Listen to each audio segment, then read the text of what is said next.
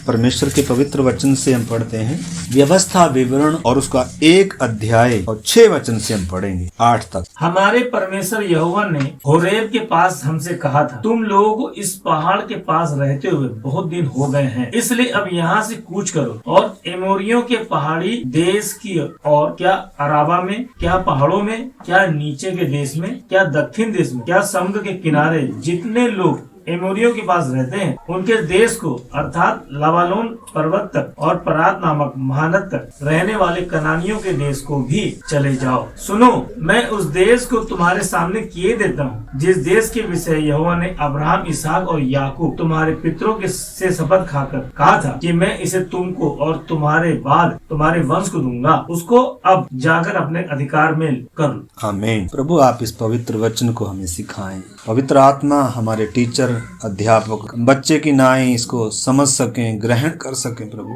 ऐसा विश्वास और ऐसा आज्ञाकारी मन दें और ये वचन आज हमारी जिंदगियों में काम करे। आपके हाथ में सौंपते हैं, प्रार्थना को यीशु मसीह के नाम से मांगते हैं, आमीन। 6 वचन में पढ़ता हूँ।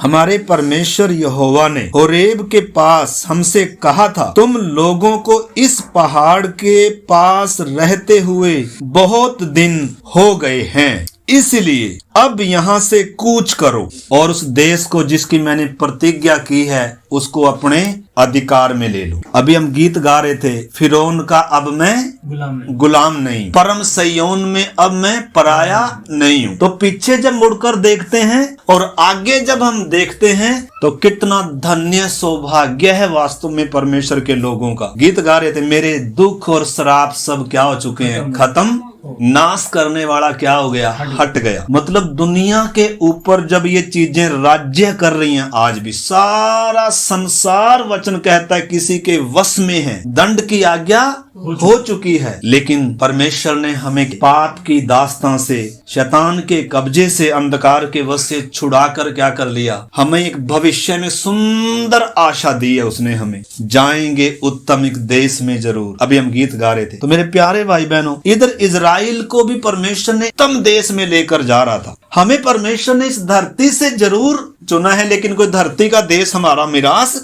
नहीं है। हमारी मिरास किसी आंख ने भी देखी नहीं है। तो इजराइल हमारी छाया है। तो इधर देखते हैं, परमेश्वर इजराइल को छुड़ाकर जब लेकर आया, 3 महीने के बाद सिनाई पर वो आ गए। सिनाई में उन्होंने तकरीबन 10 महीने या 10.5 महीने का समय बिताया और उधर परमेश्वर ने उनके बीच में मिलाप का तंबू है, महायाजक हैं, वाचा का संदूक उनके आगे आगे है। अब इधर से सिनाई से जब ये प्रस्थान कर रहे हैं, मूसा उनको बता रहा है आगे चलकर क्या कह रहा है, हमारे परमेश्वर यहोवा ने होरेब के पास हमसे कहा था, तुम लोगों को इस पहाड़ के पास रहते हुए बहुत दिन हो गए। लंबा पड़ाव था, अब सफर आगे का बहुत छोटा सा रह गया। हो सकता है हम भी एक जगह कहीं बहुत दिनों से क्या कर रहे हो, इधर रह रहे हो। क्यों बहुत दिनों तक परमेश्वर रखता है एक जगह पर? क्योंकि जब तक हम जो बात परमेश्वर हमें सिखाना चाहता है, जिस स्तर तक परमेश्वर हमें लाना चाहता है, उस परिस्थिति में रखकर परमेश्वर हमें क्या करता है, कई बार शायद बहुत दिन हो जाएं, क्योंकि जो हम परमेश्वर ने हमें सिखाना है शायद वो क्या नहीं कर रहे, सीख नहीं गए, सफर आगे नहीं बढ़ेगा। तो बहुत दिन हो गए थे। परमेश्वर ने उधर इनको एक सेना के तौर पर तैयार किया, इनके बीच में मिलाप का तंबू आ गया और एक इनके जीवन में क्रम आ गया। अब परमेश्वर का संदूक इनके आगे आगे चल रहा है और अब थोड़े दिन का सफर है। आपको मालूम है, परमेश्वर जब इनको कहा कि उस देश को अपने अधिकार में ले लो जिसकी मैंने क्या कर रखी है, प्रतिज्ञा कर रखी है। और हम आगे देखते हैं 19 से पढ़ें ब्रदर। हम होरेब से कूच करके अपने परमेश्वर यहोवा की आज्ञा के अनुसार उस सारे बड़े और भयानक जंगल में होकर चले जिसे तुमने एमोरियों के पहाड़ी देश के मार्ग में देखा, और हम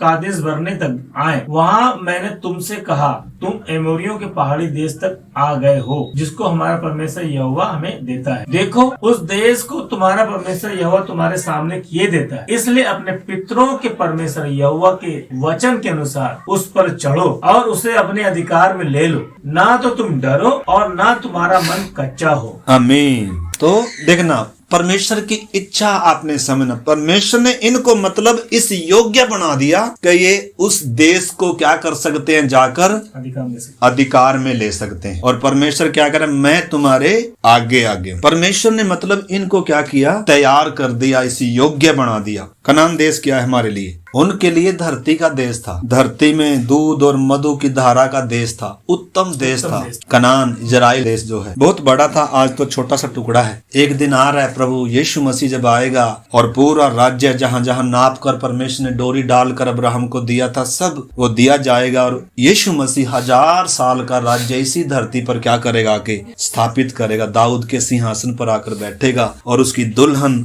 उसके पवित्र संत सिद्ध हुए लोग जो इस समय धरती पर तैयार हो रहे हैं, वो भी उसके साथ आएंगे। उत्पत्ति में हनोक ने भविष्यवाणी करी थी, देखो प्रभु अपने लाखों दूतों के साथ आया ताकि पृथ्वी का क्या करे, जगत का न्याय करे, धार्मिकता का राज्य प्रभु स्थापित करेगा। हमें कितनी ऊंची और बड़ी आशा मेरे प्यारे भाई बहनों परमेश्वर ने दी। देखो संगति में आना मतलब नहीं, हमने इस बात को समझना है। देखो हमारा जीवन का मकसद क्या है। इस समय हर एक विश्वासी ने, हम सब ने पहचानना है इस समय मैं कहां पे हूं।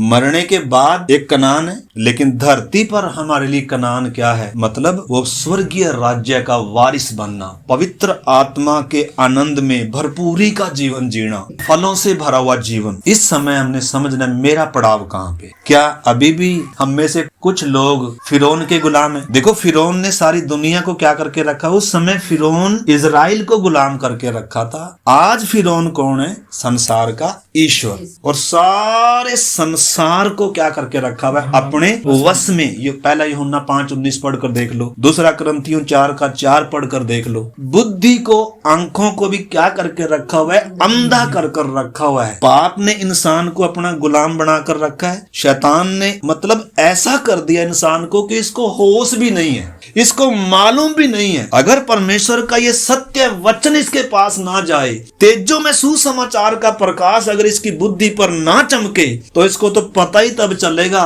उस धनवान के समान जब क्या होगी, जब ये श्वास निकलेगी और अगला पड़ाव कहाँ पे होगा। श्वास निकलते ही पता चलेगा मेरा अनंत काल कहाँ होगा। परंतु हम धन्यवाद कर, परमेश्वर ने अपना पुत्र दिया। किस लिए दिया, ताकि कोई भी नाश ना हो, सब लोग अनंत जीवन पाएं। यीशु सबके लिए मरा है। प्रभु नहीं चाहता आज कोई अंधकार के वश में रहे। प्रभु नहीं चाहता कोई भी आज फिरौन का गुलाम बनकर रहे, पाप का गुलाम बनकर रहे, आज भी लोगों के ऊपर मौत राज्य करे। ये प्रभु नहीं चाहता, क्योंकि परमेश्वर ने इंसान को अपनी स्वरूप में, अपनी समानता में सिरजा है, अनंत योजना के लिए सिरजा है। तो हमने पहचानना है, संगति में आने से मतलब नहीं है, मैंने पहचानना है इस समय क्या मैं मिस्र में हूँ या मरुभूमि में हूँ या यर्दन को पार कर लिया। अभी भी हमें से कुछ लोग ऐसे हैं जिन्होंने अपना लाल समुद्र अभी तक भी क्या नहीं किया, पार नहीं किया। उनका फिरौन आज भी क्या है, जिंदा है। आज भी उनका फिरौन क्या है,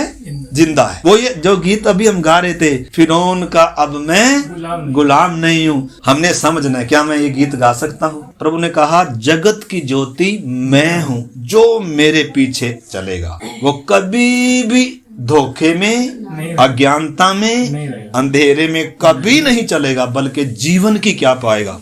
प्रभु आंखें खोलता है, प्रभु बुद्धि खोलता है, प्रभु समझ खोलता है और गुलामी का वो जुआ उतार कर और जीवन का आहार उसके सामने रखता है। मतलब कोई भी यीशु के पीछे चलने वाला डाउट में नहीं चल रहा, किसी के बहकावे में आकर नहीं चल रहा है। उसको मालूम है मैंने किस पर विश्वास किया है, उसको मालूम है मैं किस पाप की दलदल में था, उसको मालूम है प्रभु ने मुझे कितना महान अनुग्रह उद्धार दान में दिया है। मतलब उसके जीवन में उसके सामने एक लक्ष्य है, अपने लक्ष्य की ओर दौड़। हाँ, जीवन में दुख, तकलीफ, सतावट ये सब आते हैं, ये हमारी सिद्धता का एक हिस्सा है। हमें परमेश्वर बना रहा है, हमारे स्वभाव को परमेश्वर बना रहा है, हमारे अंदर से गंदगी को परमेश्वर निकाल रहा है। जब दुख और शराब सब दूर हो गए, फिर भी कई बार हमारे जीवन में क्या आता है, दुख आता है। दुख क्यों आता है, हमें तैयार करने के लिए आता है, हमारे विश्वास को बढ़ाने के लिए, मजबूत करने के लिए आता है। हो सकता है वो चीज हमें प्रभु से दूर भी ले जाए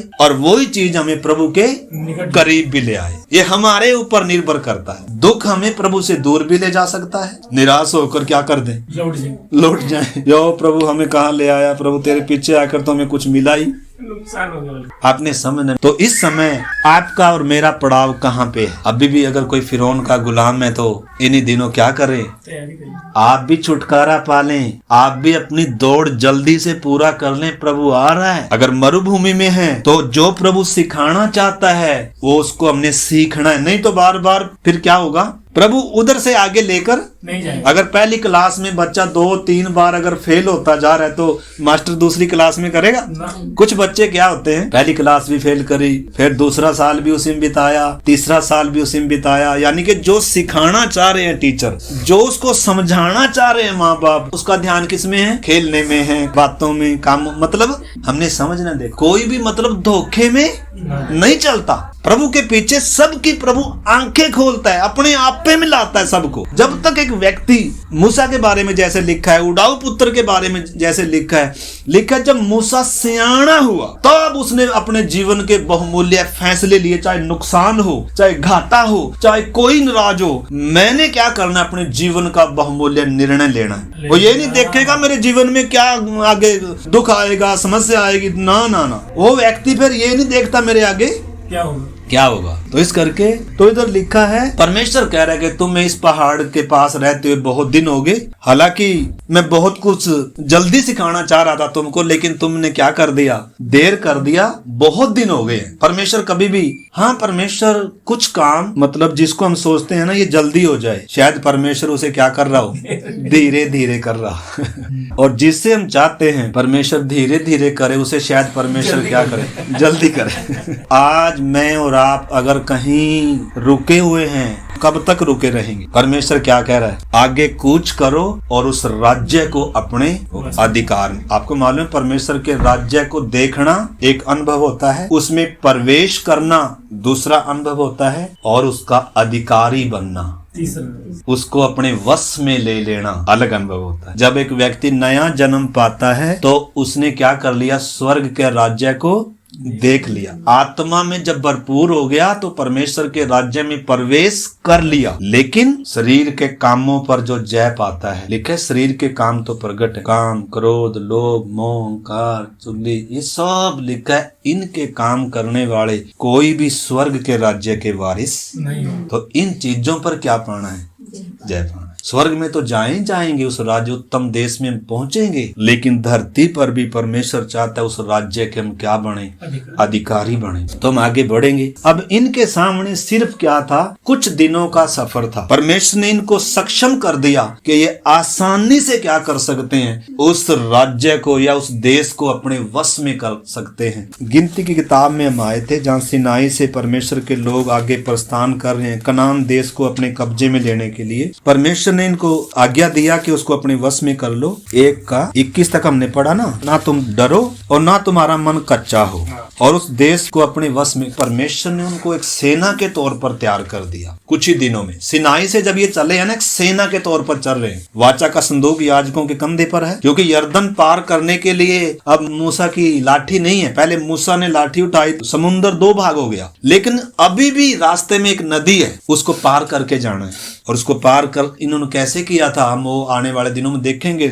और हम पिछली बार देख रहे थे, संदूक उनके आगे आगे उनके विश्राम का स्थान ढूंढते हुए आगे आगे चल रहा था। मतलब इतना सुंदर इनके लिए इंतजाम किया परमेश्वर ने। और 1 अध्याय का 2 वचन पढ़ता हूँ। होरेब से कादेश बरने तक सेईर पहाड़ का मार्ग 11 दिन का था। कितने दिन का? 11।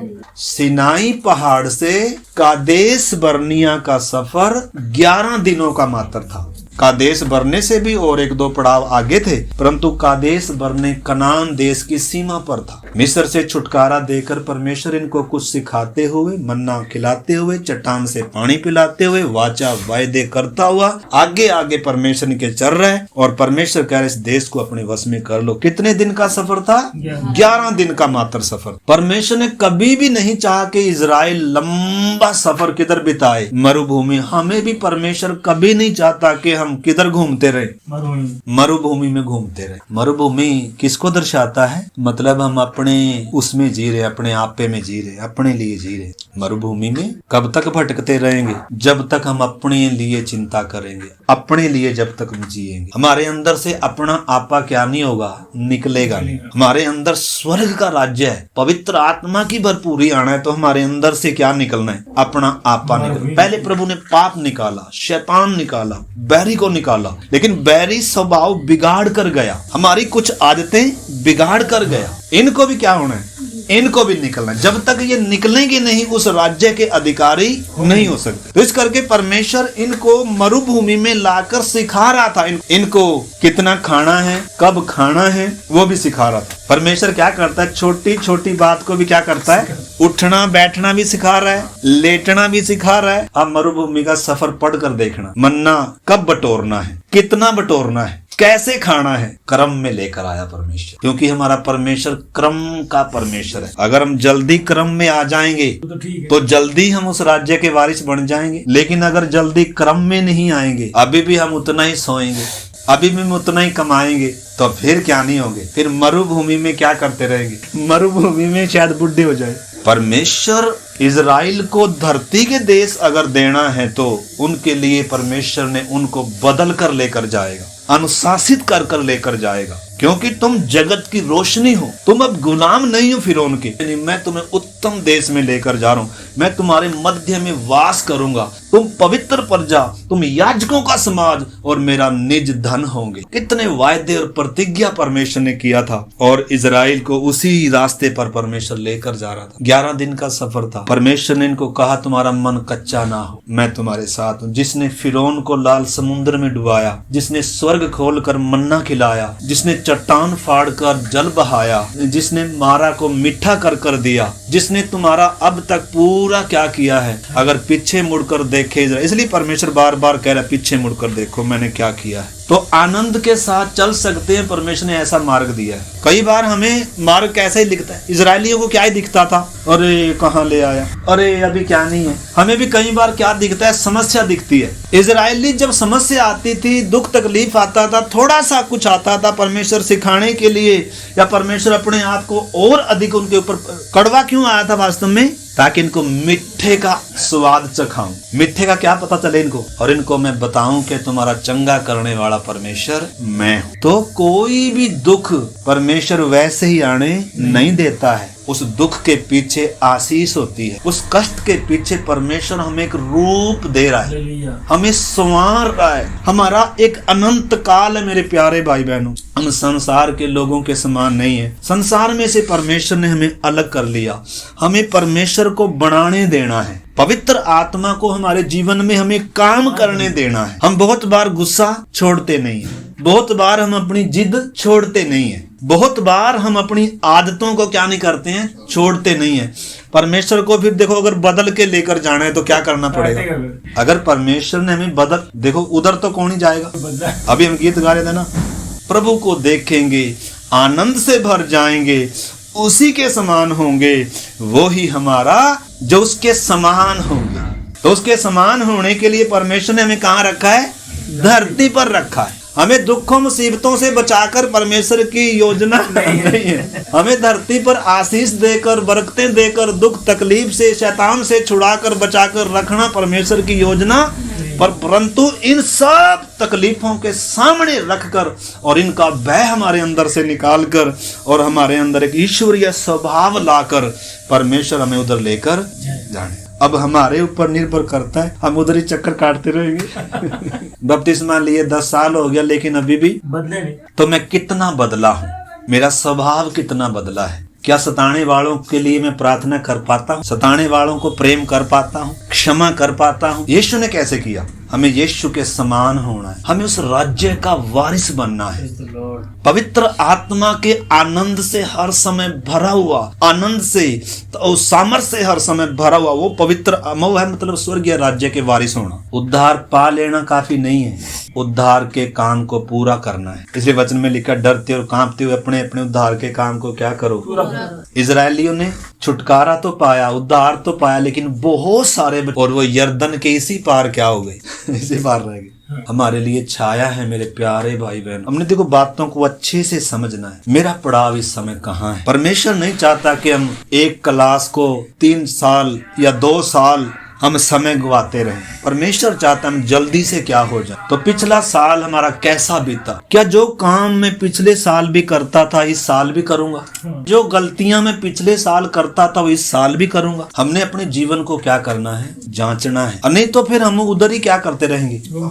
उधर ही घूमते रहेंगे। तो इस करके मेरे प्यारे भाई बहनों, इधर हमने समझना है 11 दिन का सफर था और परमेश्वर ने इनको सक्षम कर दिया। लेकिन आपको मालूम है 22 आयत हम पढ़ते हैं, 1 का 22 पढ़े ब्रदर। और तुम सब मेरे पास आकर कहने लगे, हम अपने आगे पुरुषों को भेज देंगे जो उस देश का पता लगाकर हमको यह संदेश दें कि कौन से मार्ग से होकर चलना होगा और किस किस नगर में प्रवेश करना होगा। तो इन्होंने क्या कहा? जब परमेश्वर ने कहा कि उसको अपने वश में कर लो, आगे बढ़ो, मैं तुम्हारे साथ हूँ। लेकिन इनके अंदर क्या था? अविश्वास। क्या कह रहे हैं? और तुम सब मेरे पास आकर कहने लगे, हम अपने आगे पुरुषों को भेज देंगे जो उस देश का पता लगाकर हमको यह संदेश दें कि कौन से मार्ग से होकर चलना होगा और किस किस नगर में प्रवेश करना हो। देखो, इनको मार्ग दिखाने के लिए क्या बादल का छाया नहीं है? हाँ। इनको मार्ग दिखाने के लिए क्या संदूक इनके आगे आगे नहीं चल रहा? हाँ, चल। लेकिन क्या बोल रहे हैं? देखो, इतना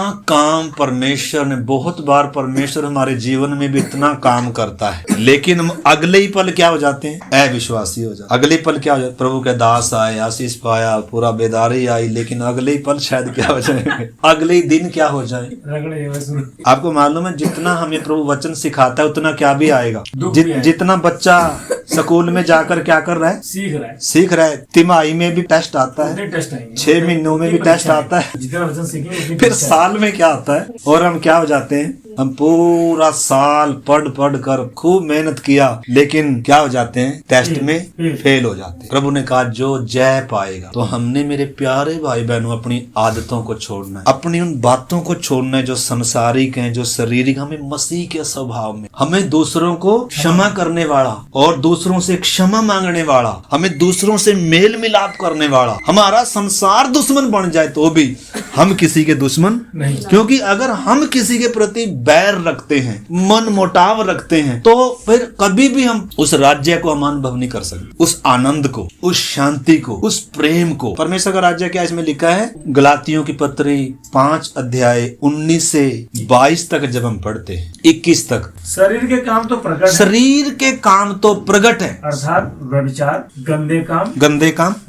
लुचपन, मूर्ति पूजा, सोना, बैर, झगड़ा, ईर्षा, क्रोध, विरोध, फूट, विधर्म, मतवालापन, लीला क्रीड़ा जी, और इनके जैसे और काम है। और बहुत सारे ऐसे काम हैं। इनके विषय में मैं तुमसे पहले से कह देता हूँ, जैसा पहले कह भी चुका हूँ, कि ऐसे काम करने वाले परमेश्वर के राज के वारिस ना हो। ऐसे काम करने वाले व्यक्ति परमेश्वर के राज्य के वारिस ना हो। मैं यीशु के पास क्यों आया हूँ? मैंने यीशु को अपना प्रभु क्यों मानना है? मैंने समझना है पाप के वश में है, शैतान के वश में है, मृत्यु जिस पर राज्य करती है, उनको बचाने के लिए यीशु आया। यीशु इस दुनिया में लोगों को आशीष देने के लिए नहीं आया। शैतान जगह जगह क्या करके बैठा, अपनी दुकान खोल कर बैठा है, लोगों को क्या कर रहा है? बस मेरा नाम ले लो, मेरे सामने दंडवत कर दो, मेरी मानो और मैं तुम्हें क्या कर दूंगा? माला माल कर दूंगा। यीशु के सामने भी आया था, कह रहा एक बार झुककर मुझे प्रणाम कर दे, दुनिया का सारा वैभव मैं तुझे दे दूंगा। यीशु ये चीजें देने के लिए, यीशु आत्मिक राज्य स्थापित करने के लिए। एक समय आ रहा है, प्रभु 1000 साल का राज्य भी इसी धरती पर स्थापित करेगा। उस समय शैतान को कैद में 1000 साल के लिए बांध देगा, मतलब शारीरिक राज्य को भी अपने हाथ में ले लेगा। परंतु अभी प्रभु आत्मिक राज्य स्थापित करने के लिए आया। आत्मिक तौर पर शैतान, पाप और मृत्यु का नाश कर उसने इंसान को उसके वश से छुड़ाकर उसके राज्य में लेकर आया। हम हर एक नई बातों, बहुत बार होता है प्रार्थना में आते हैं, सोचते हैं चलो प्रार्थना में तो चले गए, चलो यही था। नहीं, मसीह जीवन एक भक्ति नहीं है।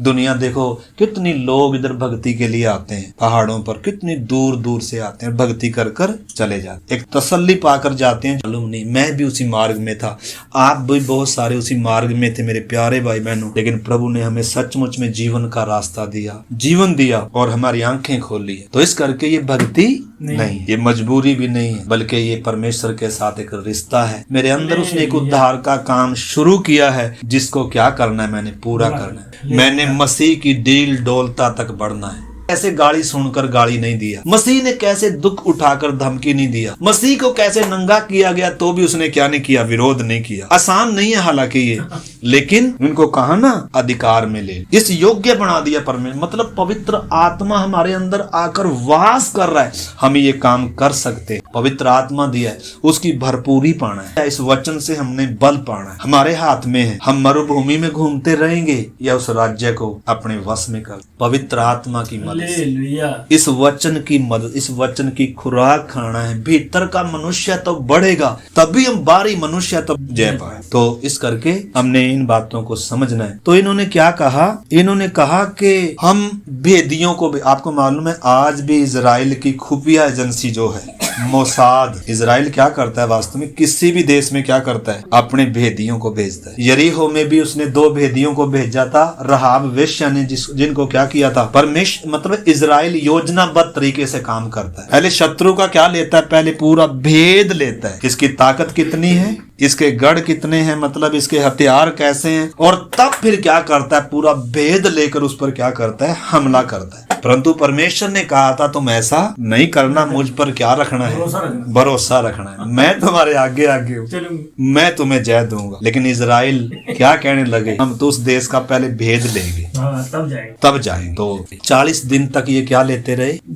और उधर से क्या लेकर आए, उस देश का अच्छा वो लेकर आए, फल फ्रूट लेकर आए। कोई कनान में नहीं गए, परमेश्वर ने फिर भी कनान का अनुभव करा दिया, ताकि कम से कम मरुभूमि में ही कनान का क्या कर लो, अनुभव करके तब तो कम से कम आगे बढ़ो। देखो वो थोड़ा सा वचन पढ़ते हैं, फिर हम प्रार्थना करते हैं। आइए मेरे साथ निकाल लें 22 वचन पहले पढ़े। और तुम सब मेरे पास आकर कहने लगे, हम अपने आगे पुरुषों को भेज देंगे जो उस देश का पता लगाकर हमको यह संदेश दें कि कौन से मार्ग से होकर चलना होगा, हाँ, और किस किस नगर में प्रवेश करना पड़ेगा। जब इन्होंने इतना किया तो हम 13 अध्याय गिनती में आए थे, 12 गोत्रों में से 12 जन चुने गए कि तुम जाकर उस देश का क्या ले लो।